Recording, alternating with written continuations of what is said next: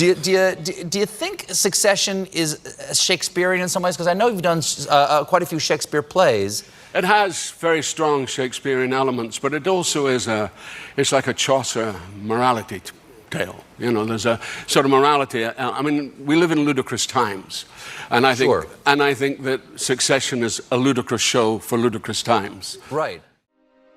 We've talked a lot about Succession being family trauma genre gold, as we've also alluded to how Succession plays out as a Shakespearean tragedy. But when we compare the show to Shakespeare, what specific plays are we referencing?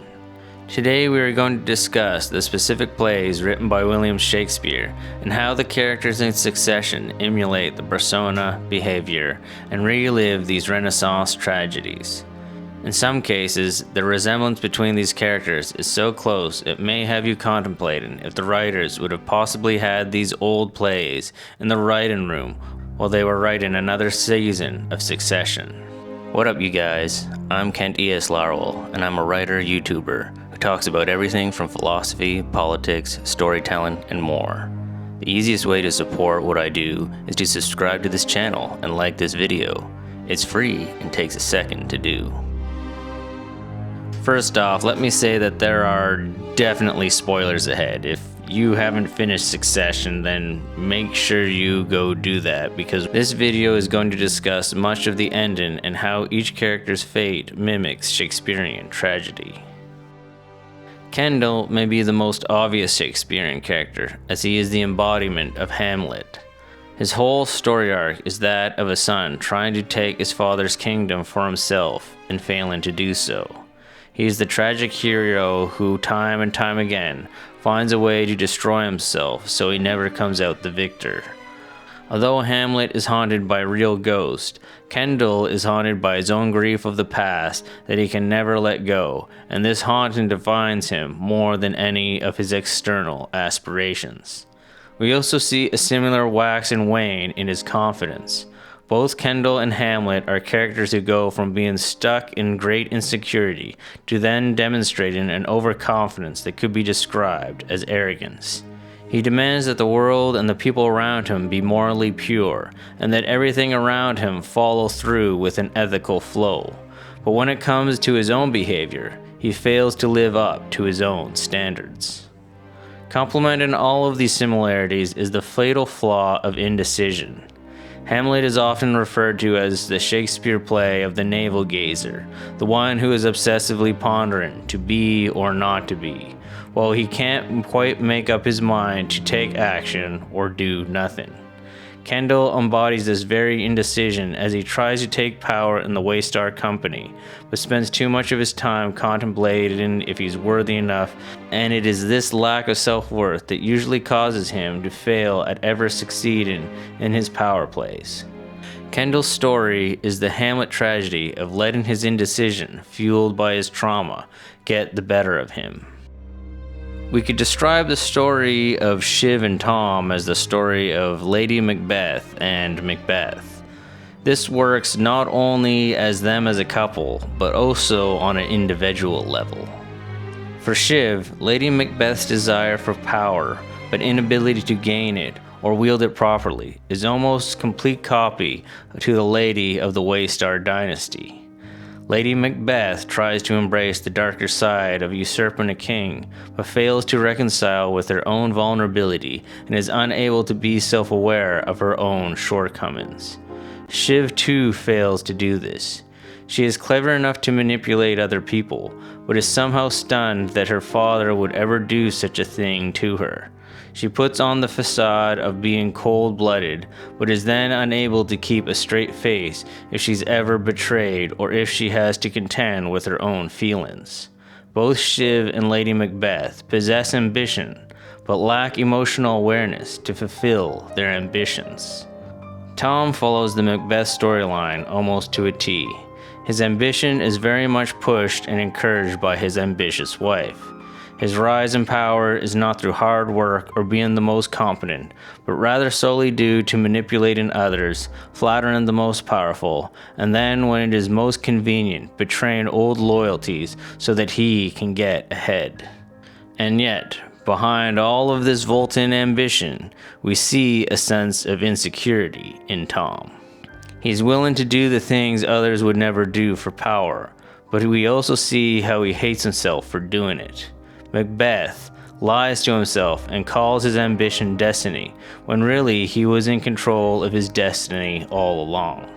Tom tries to blame Shiv for forcing him into the choices he had to make, but he could have turned away from the Machiavellian politics of Waystar at any point. Both Tom and Macbeth lie to themselves that their ambition was destiny, when in reality they chose the path of betrayal and immorality out of their own desire for the crown. And as a pair, Lady Macbeth and Macbeth, we also see Shiv and Tom's relationship deteriorate in a similar fashion. In the beginning, these two were conspiring together as everyone's favorite power couple, but as time and ambition wears the two of them down, the marriage gets torn apart in the process. By the end, Tom has the crown, but he hates who he's become, and Shiv gets to remain married to the one in charge of Waystar, but will always be resentful for not being in charge herself, as she'll also despise Tom for betraying her. Logan Roy could easily be described as King Lear with a private jet and a media empire.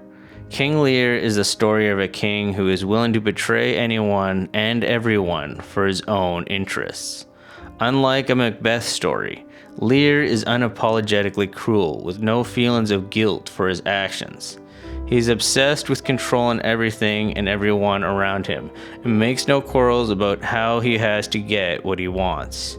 He will lie, manipulate, and inflict pain for power, or even solely for a sense of satisfaction.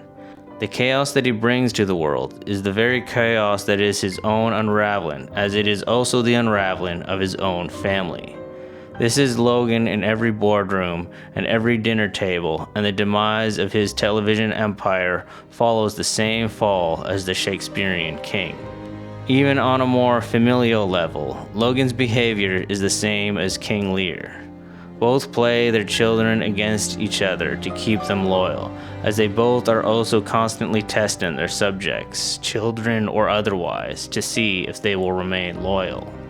In either case, whether the king or the media mogul, he has no care in the world who he leaves emotionally damaged, even if it's his own children. Complementing the King Lear story is Connor, who stands in as the Earl of Gloucester.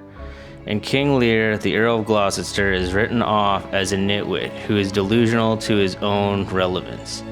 Everyone sees him as irrelevant, and deep down he knows he's irrelevant, so he does everything in his power to try and gain relevance, but has done so in the most humiliating and out-of-touch way.